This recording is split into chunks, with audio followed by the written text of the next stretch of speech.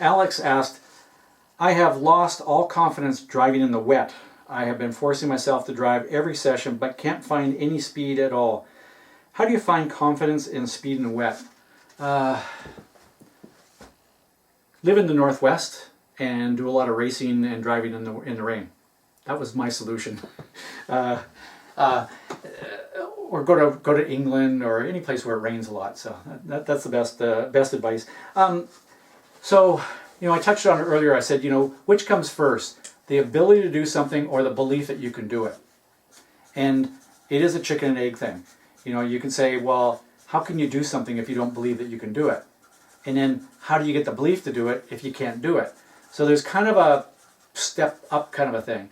And one of the things that I've suggested to drivers is the very first thing you gotta do with driving in the rain is you have to be in a good state of mind. And I look at driving in the rain and go, I don't know about you, but I enjoy having a shower. I mean, I enjoy the feeling of a shower. It feels good. So when I'm driving in the rain, I kind of like, this is just like having a shower. This feels great. And so I built a mental program around, I like the feeling of driving in the rain. It just feels good. So there is, part of it is that state of mind and just going, I'm going to enjoy it. And most of the drivers who are not very good at driving in the rain, they don't like driving in the rain. The drivers who are fast in the rain, they like driving in the rain. So again, which came first? I think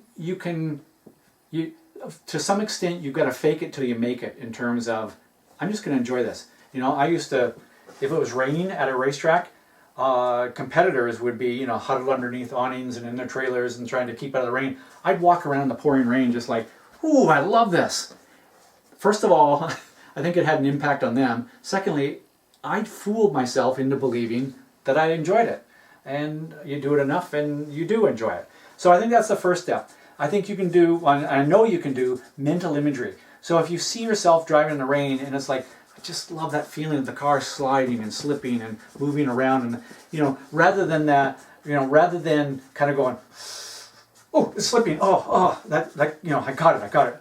Ooh, and now you're tense all the time. Instead of that, in your mind, you're doing mental imagery of, I'm coming in the corner, the car is moving and sliding. Oh, man, that feels good. The car is just on that edge. So you start to build the programming around through the use of mental imagery. And then you start to believe that I'm actually pretty good at this. And I'm not going to say that you're going to go from this level here of this is where I'm at today, driving in the rain, to this. You're not going to do that immediately. But if you kind of go, right now, this is my level here. This is my belief in it right now. Through some mental imagery, I kind of, I can see myself actually getting a little better at that. And then, now I actually got a little better. And then, I'm going to do some more mental imagery, and then I get a little better, and then a little better in real life, and then in my mind, and then on the track. And you kind of keep doing this stepping kind of a thing. After a while, it starts to, it will pay off.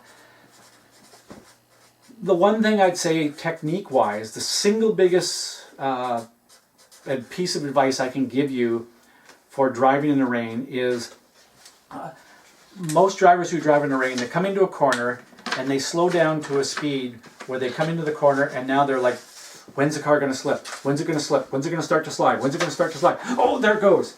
And then it catches them off guard and they're reacting to it. My approach to driving in the rain was always, I'm going to enter a corner just a tiny bit too fast. I'm going to deliberately, again, coming into the corner here at the very end going, I feel like I'm going just a little fast. I'm actually just going to ease out of the brake pedal a little bit sooner. And if I come out of the brake pedal a little sooner, I might cause a little understeer. So now I come into the corner and I have a little understeer. I know it's going to understeer. I caused the car to understeer, and I caused it by carrying a little bit too much speed in. 1 mile an hour, 2 miles an hour too fast. But the car is sliding and it's just understeering. I know that I can kind of just let it slide a little bit and it'll scrub off a little speed and then I'll catch it and it'll go again. I'm proactive with the car. I'm making the car do something rather than waiting for the car to do something to me. So the single biggest lesson I learned about driving in the rain was just that, was make the car do something and then I'm ready for it, as opposed to waiting for the car to do something and then reacting to it. So I think, combination of that from a technique perspective, and then doing some mental imagery, and then thinking about it as it's not going to go from here to here immediately, but little steps, little steps, little steps, little steps. It'll make a difference.